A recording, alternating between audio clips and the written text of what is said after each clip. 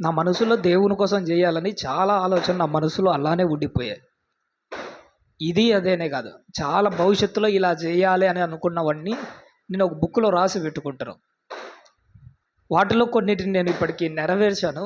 నెరవేర్చాల్సినవి చాలా ఉన్నాయి. ఆ నెరవేర్చాల్సినవి ఉన్న వాటిలో ఇది ఒకటి. అసలు ఆ రోజు రాత్రి 10:30 అయింది, ఇంటికెళ్ళాను. సుమారుగా 10:30 తర్వాత నాకు నిద్ర రావట్లే ఇంకా. పడుకుంటే నిద్ర రావాలి కానీ నాకు నిద్ర రావట్లే. నాకు ఆ యాక్సిడెంట్ ఒకటే గుర్తుకొస్తుంది. ఆ రోజు ఒకవేళ వాడు బండిని కొట్టి సరిపోయింది, నన్నే కొట్టింటే ఏమైపోయింది, ఒక క్షణంలో నేను చచ్చిపోయాను. ఏం లేదు, నాకు గుర్తుకొస్తుంది. అప్పుడు నాకు అనిపించింది, నా మనసులో ఎన్నో ఆలోచనలు దేవుని కోసం అది చేయాలి, ఇది చేయాలని ఇన్ని ఆలోచనలు ఉన్నాయి కదా. ఒకవేళ నేను ఆ రోజు చనిపోయింటే నా ఆలోచనలు నాతో పాటు ఏమైపోయేవి? అయిపోయేది, ఇంకేం ఉండదు. నేను దేవుని కోసం ఏమైతే చెయ్యాలని నా మనసులో ఆలోచనలు పెట్టుకున్నానో అవి నేను ఎవరికి చెప్పట్లే. ఎందుకంటే ఒకవేళ నేను అవి చెప్పి చేయలేకపోతే దేవునికి ఎక్కడ చెడ్డ పేరు వస్తుందేమోనని వాటిని ఎవరితో పంచుకునేవాని కాదు. కానీ ఎందుకో ఒక ఆశ కలిగింది. ఏ ఆశ కలిగిందంటే, ఒకవేళ నేను చచ్చిపోతే నాతో పాటు ఈ ఆలోచన చావకూడదు. నేను పోయినా కానీ నా తర్వాత కొందరైనా కొనసాగించే వాళ్ళు ఉండాలి అని నేను మీ మీద నమ్మకంతో నిజంగా చెప్తున్నాను. నేను పోయినా కానీ మీరు మాత్రం ఇలాంటి కార్యక్రమాలు నెరవేరుస్తూ ఉండాలని ఈ కార్యక్రమాన్ని నేను ప్రవేశపెట్టడం జరిగింది. అందులో చాలాసార్లు నేను పల్లెలకు ఎక్కడో పరిసరకు వెళ్తూ ఉంటాను. కొంతమందికి ఆరోగ్యం బాగుండదు. అక్కడి నుంచే మొదలైంది నా ఈ ఆలోచన. ఆరోగ్యం బాగాలేకపోయినా వాళ్ళు ప్రార్థన చేయించుకుంటుంటారు. ప్రార్థన చేయించుకొని నా చేతిలో డబ్బులు పెడుతుంటారు. ఇక్కడ చాలా ఊర్లలో జరిగేది అదే. అసలు వాళ్ళకే ఆరోగ్యం బాగాలేదు, వాళ్ళ పరిస్థితి చాలా దారుణంగా ఉంది. అలాంటి టైంలో వాళ్ళు తీసి నా చేతిలో డబ్బులు పెడుతుంటే నా మనసు ఎట్టుంటుందో తెలుసా? నిజంగా చెప్పాలంటే నా మనసు చాలా కకావికలం అయిపోతుంటుంది. ఎట్టి పరిస్థితుల్లో వాళ్ళ దగ్గర నేను రూపాయి కూడా తగలకూడదు అనుకోండి, చాలా కఠినంగా ఉంటాను. కానీ కొంతమంది బలవంతంగా చేతిలో పెడుతుంటారు. కానీ ఆ డబ్బులు ఎలాగైనా దేవుళ్ళు ఖర్చు పెట్టాలని నా బాధ అంతా ఇంతగా ఉండదండి. వాళ్ళ ఆరోగ్యం బాగలేకపోయినా వాళ్ళకి కలిగిన దాంట్లోనే పెడుతున్నప్పుడు నేను సంవత్సరం 2 రోజుల కిందట వచ్చేవాళ్ళం. ఇంటికి వచ్చేటప్పుడు అనుకున్నాం, నా సేవకుడు అంటే ఎలా ఉండాలో మనం కొత్త పందాను మనము నిరూపించి చూపించాలన్నాడు. ఆ కొత్త పందా ఏంటంటే, ఏదైనా ఒక వ్యక్తికి, ఒక విశ్వాసికి ఆరోగ్యం బాగలేకపోతే విశ్వాసి మనకిచ్చి ప్రార్థన చేయించుకోవడం కాదు, మనమే విశ్వాసి దగ్గరికి వెళ్ళి మనమే మన డబ్బులే మనం ఇచ్చి మనమే పరామర్శించి మనమే ప్రార్థన చేసి మనమే మళ్ళీ తిరిగి రావాలి. దానికోసం మనం అందరం పేదవాళ్ళం, మన దగ్గర అంతగా డబ్బులు ఏమీ లేవు. అందరూ ఒకటేసారి పెట్టాలంటే ఎవరి వల్ల కాదు. అందుకోసమే దేవుడు నాకు ఇచ్చిన ఆలోచన ఇదేదో నేను కొత్తగా ప్రారంభించింది కాదు, ప్రారంభ క్రైస్తవ సంఘము ప్రారంభించిన గొప్ప ఒక పద్ధతి ఇది.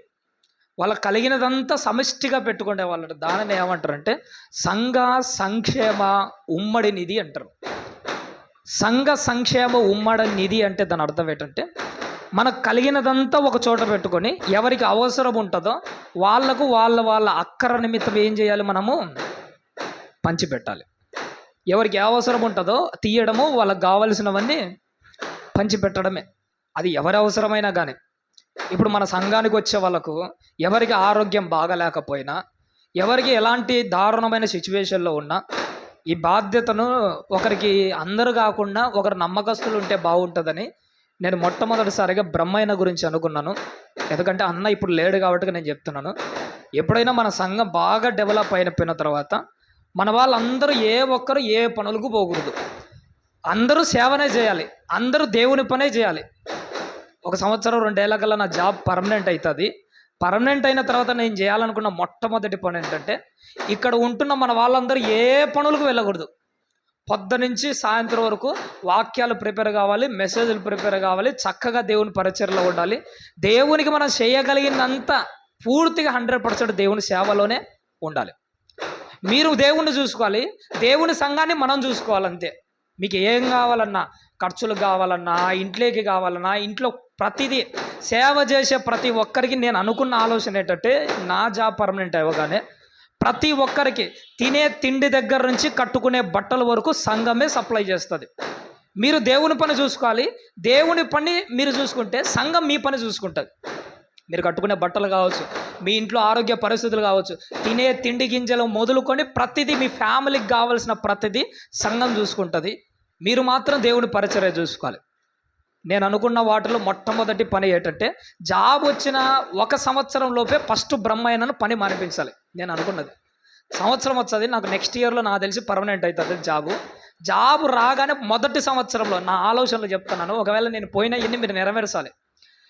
1 సంవత్సరంలో ఫస్ట్ బ్రహ్మయ్యన గారిని పని మానిపించాలి. ఆయనను పని మానిపించి, ఆయన ఆర్థికంగా నేనే చూసుకోవాలి, లేదంటే సంఘం చూసుకోవాలి, కుటుంబాన్ని మనమే చూసుకోవాలి. ఆయన సంపూర్ణంగా దేవుని పనిలో ఉండాలి. 2 ఏళ్ల తర్వాత నేను అనుకున్న మరొక ఆలోచన అంటే, అనిల్ అన్నను కూడా పని మానిపించాలి. ఇంకా ఆ తర్వాత వీళ్ళిద్దరూ సంఘాన్ని చూసుకుంటారు చక్కగా. 2 ఏళ్లలో నేను అనుకుంటా 2 ఏళ్ళ కల్లా ఇది జరగాలి. ఈ 2 ఏళ్ల లోపు మనం ఏం చేయాలో తెలుసా? ఇప్పుడు ప్రొద్దుటూరులో ఉన్న మన సంఘము 2 ఏళ్లలో జమ్మలమడుగులో ఒకటి పడాలి, ఆ నుంచి ఎర్రగుంట్లలో, మైదుకూరులో, 3 మన సత్య సువార్తకు సంబంధించిన జెండా పాతపడాలి అంతే. నేను అనుకుంటున్నాను 2 ఏళ్ల కల్లా మీరు వాక్యాలు బాగా ప్రిపేర్ కావాలి. ఎట్లా ప్రిపేర్ కావాలంటే, మిమ్మల్నే నేను అందరూ పంపించాలని నేను ఎంతగానో కలలు కంటున్నాను. సంఘాన్ని అభివృద్ధి పరచాలి, సంఘాన్ని డెవలప్ చేయాలి. నమ్మకమైన వాళ్ళు ఈ నుంచే బయలుదేరాలి. 2 సంవత్సరాల కల్లా మన చుట్టుపక్కల ఉన్న ప్రతి ప్రాంతంలో మన జెండా పడాలి. మన జెండా అంటే క్రీస్తు జెండా. నమ్మకమైన సేవకులు ఇంచి బయలుదేరిపోవాలి. చాలా ఎన్ని రోజులని మీరు ట్రైనింగ్ అవసరం, ఎన్ని రోజులు తీసుకుంటారు? 2 ఏళ్ల కల్లా నేను మీలో నమ్మకస్తులను చూసి ఒక్కొక్కరికి ఒక ప్రాంతానికి మేము సేవకు పంపిస్తాను. మీరు అక్కడ సెటిల్ అయిపోయేంత వరకు ఈ నుంచే సంఘం మిమ్మల్ని చూసుకుంటుంది. అంటే ఏంటి? ఆ చర్చి బాడగలు కానీ, ఖర్చులు కానీ, తిండి గింజలు కానీ, ప్రతిదీ అలా మీరు తయారు కావాలి. ఆ లోపు మీరు చేయాల్సింది ఏంటంటే, మీరు వాక్యాలు బాగా నేర్చుకోవాలి. ఒక ఆత్మను ఎలా రక్షించాలో, మీరు సంపాదించాలో మీరు నేర్చుకోవాలి. బాగా వాక్యం నేర్చుకోవాలి, బైబిల్ నేర్చుకోవాలి, అన్నీ నేర్చుకోవాలి. ఒక ఆత్మను నిలబెట్టాలి. 2 ఏళ్ల కల్లా నేను మిమ్మల్ని పంపించాలనుకుంటున్నాను అంతే. 2 ఏళ్ల కల్లా మిమ్మల్ని ఒకరు జమ్మలమడుగు, మైదుకూరుకు, ఎర్రగుంట్లకు దగ్గర ఉన్న ప్రతి ప్రాంతాన్ని మిమ్మల్ని సేవకులుగా నిలబెడదాం అనుకుంటున్నాను నేనైతే. అక్కడ నిలబెట్టా అంటే ఆ సంఘాన్ని మీరే చూసుకోవాలి. మీరు సెటిల్ అయిపోయేంత వరకు ఈ నుంచి ఈ సంఘం మీకు సపోర్ట్ చేస్తుంది. అంటే ఇది మీకు కావాల్సినవి ఏవైనా కానీ, ఆడ మీరు మీటింగ్ పెట్టాలనుకున్నారా, ఈ నుంచే ఖర్చులు వస్తాయి, మీకు ఈ నుంచే సౌండ్ సిస్టమ్ వస్తుంది, మీకు డబ్బులు వస్తాయి, అన్నీ వస్తాయి. మీరు జరిగించాలి పని ఆడుండి. మేము చిన్నవాళ్ళమని మీరు మాత్రం ఎప్పుడు అనుకోకండి. దేవుడు సమూయేలు లాంటి చిన్నవాళ్ళని ఎన్నుకుంటాడు. నేను అనిల్ అన్న బ్రహ్మైన ఏం వయసు ఉంది, మాది చిన్న వయసు, కానీ ఇక్కడ నిలబడ్డాము కదా. మిమ్మల్ని కూడా పంపిస్తాము ఖచ్చితంగా. మీరు ఈ 2 ఏళ్లలో బాగా నేర్చుకోండి అమ్మా. నేను అనుకున్నాను, నా ఆశ ఏంటంటే 10 సంవత్సరాల కల్లా, 10 సంవత్సరాల కల్లా మొత్తం ఆంధ్రప్రదేశ్, తెలంగాణ 2 ప్రాంతాలను మనం ఆక్రమించుకోవాలి. అంతేగా ఆక్రమించుకుంటే కబ్జా చేసేయాలి అంతే. సత్య సువార్త అలా చేయాలి. నేనైతే మనసులో ఫిక్స్ అయింది, ఇదే చెప్తున్నా. నాకు జాబ్ వచ్చిన 10 సంవత్సరాల లోపు తెలంగాణ, ఆంధ్రప్రదేశ్ 2 రాష్ట్రాలను ఆక్రమించేయాలి. ప్రతి చోట నమ్మకమైన ఒక యోధుడు మన దగ్గర నుంచి బయలుదేరిపోవాలి, ఈ నుంచే పోవాలి. అలాంటి వాళ్ళకి ఇది ఎట్టుండాలంటే గొప్ప ట్రైనింగ్ ఇచ్చేదిగా ఉండాలి. నేను ట్రైనింగ్ కూడా ఎలా ఇవ్వాలనుకున్నామంటే, నమ్మకస్తులు ఒకసారి సంవత్సరం అంతా మన దగ్గరే పెట్టుకుంటాం. ఆడికి నమ్మకస్తుడు అని అనుకుంటే మొట్టమొదటి చెప్తాం, మేము ఏ ప్రాంతానికి పోమన్నా నువ్వు అక్కడికి పోయి సేవ చేయాలి. ఆ వ్యక్తి నమ్మకస్తుడని మనకు అర్థమైన తర్వాత ఆ వ్యక్తిని సేవకు పంపిస్తాము. ఒక ప్రాంతంలో చర్చి కట్టించేది, చర్చి చేసేటి, డబ్బులు ఇవన్నీ కాదు, అన్నీ మనమే చూసుకుంటాం అంతే. ఈ సంఘం నుంచి అన్నీ పోతాయి. ఆడు కట్టుకునే బట్టల దగ్గర నుంచి ఆయన సేవ పూర్తిగా సాగేంత వరకు ప్రతిదీ సంఘమే చూసుకుంటాయి. ఇవన్నీ ఎప్పుడు నెరవేరాలంటే 10 ఏళ్ళ లోపే నెరవేరాలి. ఈ వీడియో నేను ఈ రోజే యూట్యూబ్లో పెడతాను. ఎందుకు పెడతానంటే 10 ఏళ్ళ లోపు ఇది నేను నెరవేర్చి తీరాలి అంతే. ఎందుకంటే నా దేవుని మీద నాకు నమ్మకం ఉంది. అంతకంటే నాకు ఎక్కువ సమయం కూడా లేదు అనిపించింది. ఆ లోపు ఉంటాము, ఊడిపోతామో తెలియదు. కష్టమైన, అప్పు అయినా, అవసరమైతే గవర్నమెంట్ ఎంప్లాయీకి లోన్లు పెడితే లక్షలు ఇస్తారట. నేను లోన్ పెట్టైనా డబ్బులు తెస్తా, లోన్ పెట్టైనా డబ్బులు తెచ్చా, సేవ చేద్దాం. ఎలా చేయాలంటే ఒక 10 సంవత్సరాల కల్లా నమ్మకమైన తెలుగు 2 రాష్ట్రాల్లో మనకు సంబంధించిన ప్రతి చోట మన స్వార్థ పడాలి, నమ్మకమైన సేవ జరగాలి. అందుకే మన పరిచర్య ఎలాంటిదో తెలుసా? నేను ఎప్పుడు ఒకటే మాట అంటాను, మన పరిచర్య ఎలాంటిదంటే మాటలు చెప్పేది కాదు, క్రియలల్లో చూపించాలి. ఆత్మీయంగా మన కుటుంబాన్ని కట్టుకోవాలి. ఆత్మీయంగా అంటే ఏంటి? చర్చికి వచ్చే సంఘంలో ఉన్న ప్రతి విశ్వాసులు, రేపు భవిష్యత్తులో మీరు ఒక సంఘానికి వెళ్ళింటారు, కొత్తగా సంఘం అభివృద్ధి చెందుతుంటుంది. సంఘంలో ఒక విశ్వాసి అడుగు పెడుతున్నానంటే ఆ వ్యక్తి గురించి, ఆ కుటుంబం గురించి, ఆ కుటుంబ పరిస్థితుల గురించి అన్నీ మనకు తెలియాలి. అన్నీ తెలుసుకొని ప్రతిదీ ఆ కుటుంబాన్ని మనమే చూసుకోవాలి, ఆత్మీయంగా పోషించాలి. గుర్తుపెట్టుకొని భవిష్యత్తులో మీతో ఒక మాట చెప్తాను. నా జీవితంలో జరిగినది కాబట్టి ఈ మాట చెప్తాను. ఒక భవిష్యత్తులో ఒకవేళ మీరు సంఘంలో ఒక సేవకుడుగా తయారయ్యారంటే, ఒక వ్యక్తికి ఏదైనా యాక్సిడెంట్ అయింది, లేదంటే ఒక వ్యక్తికి ప్రమాదం జరిగిందంటే అంబులెన్స్ కంటే ముందు ఎవరు పోవాలో తెలుసా? సేవకులమైన మనమే పోవాలి. ఇది జీవితాంతం గుర్తుపెట్టుకోండి. ఒక వ్యక్తికి యాక్సిడెంట్ అయిందా, ఒక వ్యక్తికి ఆరోగ్యం బాగాలేదా, అంబులెన్స్ రావడమైనా లేట్ అవుతుందేమో కానీ సేవకుడు రావడం లేట్ కాకూడదు. అలా చేయాలి మనం పరిచర్య. ప్రతిదీ మనం చూసుకోవాలి. ఇది ఎక్కడ చూసి నేర్చుకున్నానంటే, నాకు యాక్సిడెంట్ అయితేనే అంబులెన్స్ రాలే, ఫస్ట్ ఎవరు వచ్చారో తెలుసా? మన ఆత్మీయులు వచ్చారు. మన ఆత్మీయులు వచ్చినప్పుడు నాకు అనిపించింది, అంబులెన్స్ కంటే ముందు వచ్చారంటే ఇది కదా ఆత్మీయ బంధం అనిపించింది. అనిల్ అన్న కానీ, సామ్సన్ కానీ, మన ఆత్మీయులు కానీ, జాషువన్నలు కానీ, వాళ్ళని చూసినప్పుడు నాకు ఎంత ధైర్యం అనిపించిందంటే, ఫోన్ చేసిన అంబులెన్స్ కూడా అంత స్పీడ్గా రాలే, కానీ మన ఆత్మీయులు వచ్చారు. మనం కూడా సేవ చేసేటప్పుడు సంఘాన్ని, సేవ అంటే విశ్వాసం ఎట్లా చూసుకోవాలంటే మన కుటుంబం కంటే ఎక్కువ చూసుకోవాలి. ఒక ఆత్మను పరలోకం చేర్చడం కోసము ఎంత ప్రయాసపడాలంటే అంత ప్రయాసపడాలి. కష్టమైన చేయాలి, నష్టమైన చేయాలి. మన కోసం ఏమీ కూడబెట్టుకోకుండా చేసిపోవాలంతే. మన జనరేషన్ ఎట్టుండాలంటే, మనం పోయినా కానీ మన తర్వాత ఈ సేవ జరగాలి, నమ్మకమైన సేవ జరగాలి. ఎఫ్ఎన్జేసి మినిస్ట్రీస్ అని నేను ఒకప్పుడు కలలు కానీ ఈ పేరు ఎందుకు పెట్టానో తెలుసా? నమ్మకమైన క్రీస్తు యేసు పరిచారకులు. మనం పోయినా కానీ మనలాంటి నమ్మకుని తయారు చేసే పోవాలి. ఈ మధ్య ఒక సేవకుడు ఒక మాట అన్నాడు, చాలా మంచిది. నేను పోయేటప్పుడు నా తర్వాత సేవకుని నేను ఎలాంటి పెట్టాలో తెలుసా? నా కొడుకును కానీ, నా కుటుంబం అని కానీ, నా వాళ్ళని కాదు నేను పెట్టాల్సింది. ఎవరిని పెట్టాలి? దేవుడు నమ్మకమైన వ్యక్తి అని ఎవరినైతే ఎన్నుకుంటాడో, నిజాయితీగా నమ్మకమైన ఆ వ్యక్తిని నేను నిలబెట్టి పోవాలి. ఇలాంటి కళలు మన జీవితంలో ఉండాలి. నేను పోయినా కానీ ఈ కళలన్నిటిని తర్వాత జనరేషన్లో మీరు నెరవేర్చాలి. ఎలా నెరవేర్చాలంటే, కుటుంబాలన్నిటిని చక్కగా దేవుల్లో కట్టుకోవాలి, సేవ చక్కగా చేయాలి, కరెక్ట్గా చేద్దాం. అవసరాలు ఉన్న వాళ్ళకి అందరికీ ఆదుకోవాలంటే మన దగ్గర కాస్త డబ్బులు ఉండాలి. అందుకోసమే సంఘ సంక్షేమ ఉమ్మడి నిధి అని ఒక కార్యక్రమం ప్రవేశపెట్టాం. మొట్టమొదటి నేను చెప్పాను కాబట్టి నా దగ్గర ఎంతోమంది సహాయం చేశాడు. ఈ యాక్సిడెంట్ టైంలో నా దగ్గర 2000 మిగిలింది, అందులో వేశాను. ఇప్పటి నుంచి నేను వేస్తూనే ఉంటాను. అది ఎవరికి అవసరం వచ్చినా కానీ బ్రహ్మయ్యన వస్తాడు, అది బ్రహ్మయ్యన బాధ్యత తీసుకుంటాడు. ప్రార్థన చేయడానికి, సహకారిగా ఉండడానికి అనిల్ అన్న వస్తాడు. ప్రతి కుటుంబం దగ్గరికి వస్తాడు.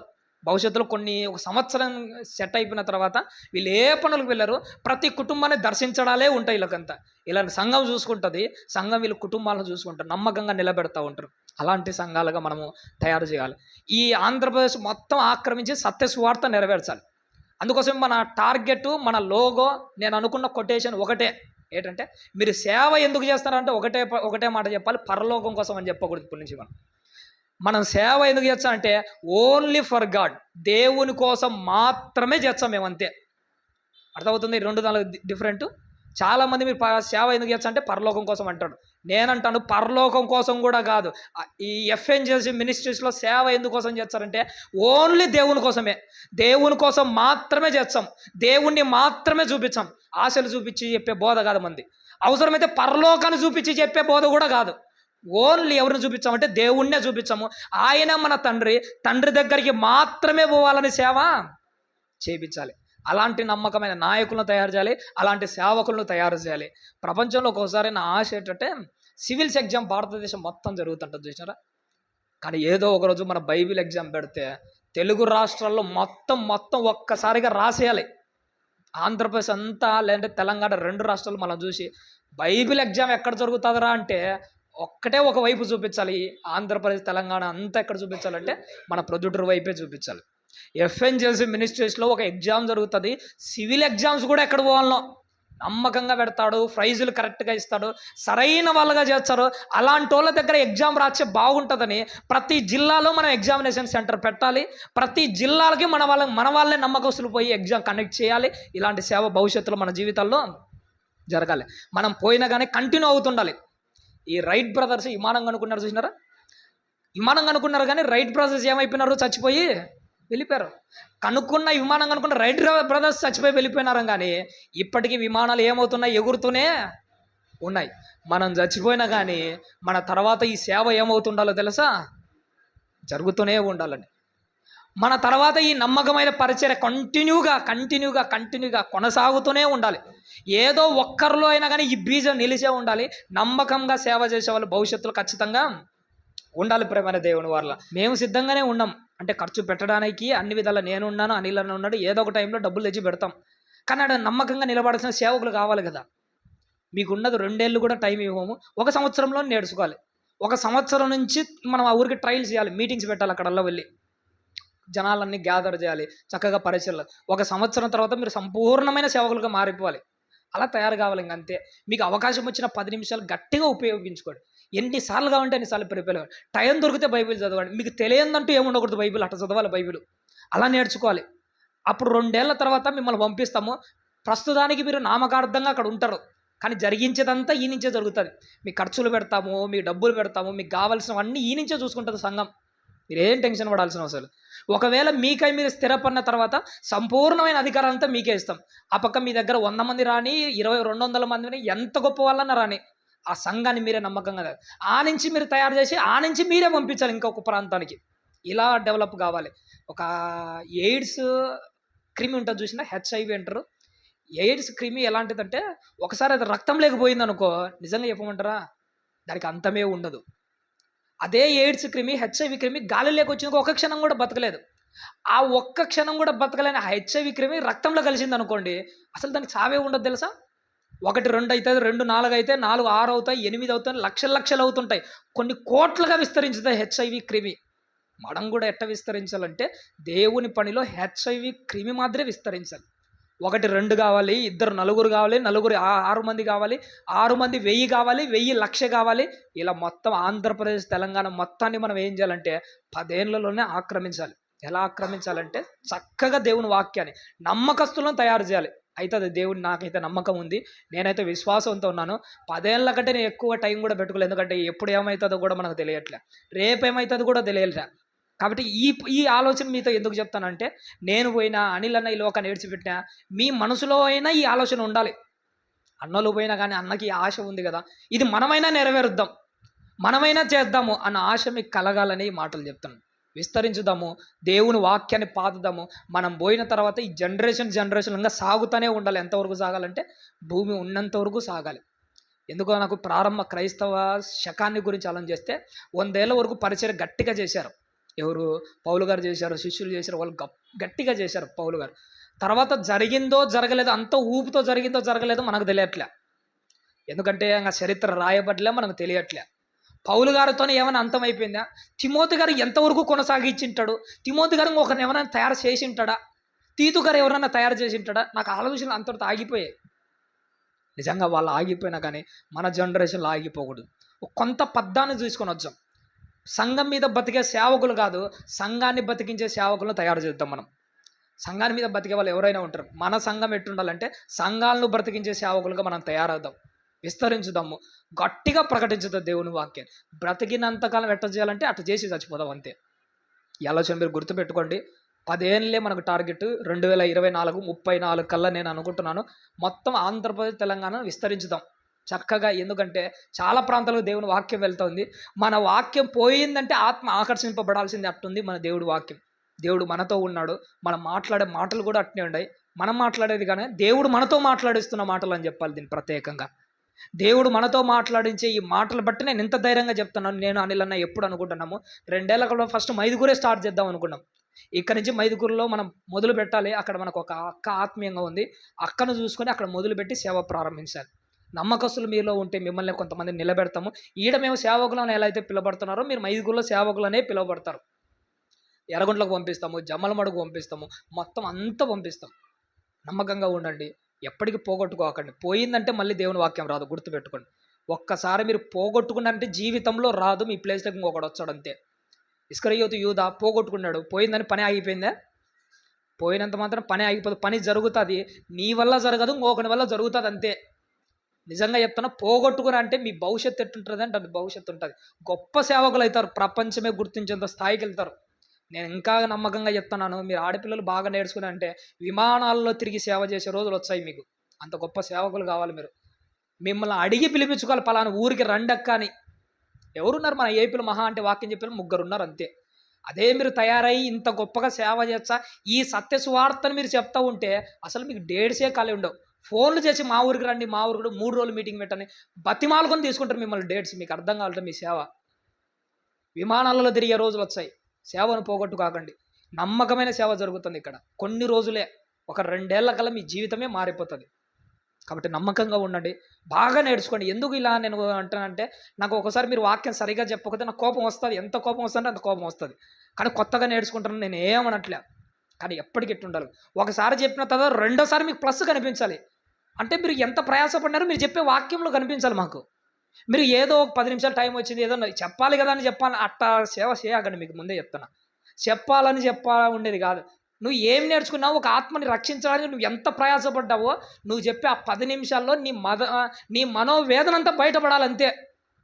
నువ్వు వాక్యం నేర్చుకోవడానికి ఎంత ప్రయాసపడ్డావో నీకొచ్చిన ఆ 10 నిమిషాల్లో నువ్వు దాంట్లో నువ్వు చూపించాలి. ఇంత ప్రయాసపడినావని అర్థం కావాలి.